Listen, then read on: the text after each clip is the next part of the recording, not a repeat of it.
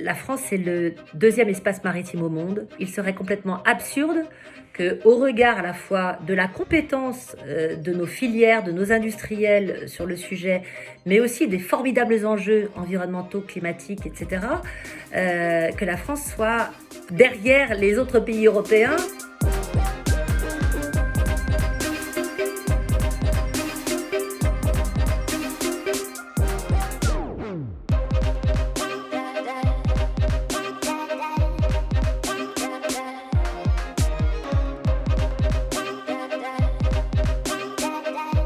Pourquoi ce retard sur le reste de l'Europe alors qu'on a commencé à envisager les premiers projets en 2008 pour différentes raisons, sans doute une lourdeur du processus administratif sur lequel la France a travaillé ces derniers temps. À l'avenir, dans l'idéal, il faudrait repartir de ce que le travail de planification des espaces maritimes a fait émerger, c'est-à-dire des zones où collectivement les différents acteurs ont dit oui, là je veux de l'éolien offshore, là je n'en veux pas. Il faut espérer que les projets qui sont envisagés voient le jour aujourd'hui. Les impacts positifs de l'éolien en mer et à contribution à la réduction des émissions de gaz à effet de serre, on a un objectif de neutralité carbone en 2050.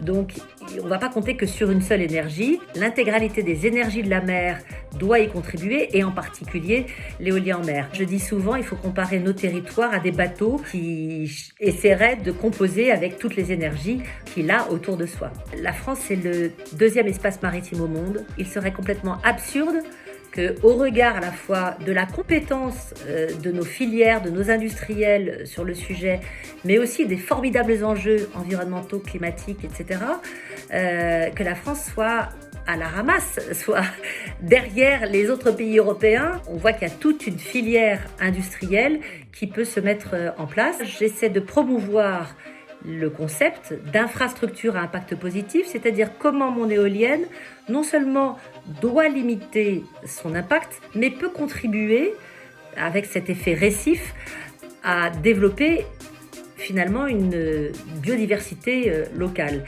Et ça, à mon avis, c'est véritablement un sujet d'acceptabilité formidable pour l'avenir, aussi bien du point de vue des scientifiques et des associations, mais même vis-à-vis des pêcheurs. Et je crois à l'avenir non seulement de la France, mais de l'Europe et même du monde avec la mer. La seule chose, c'est que pour moi, il faut impérativement que nous montions collectivement le curseur de la durabilité. On a absolument besoin de préserver cet océan qui nous fournit la moitié de l'oxygène que nous respirons, qui absorbe un quart de nos émissions de CO2. Et pour reprendre un slogan que j'aime bien, un océan en bonne santé, c'est un climat préservé.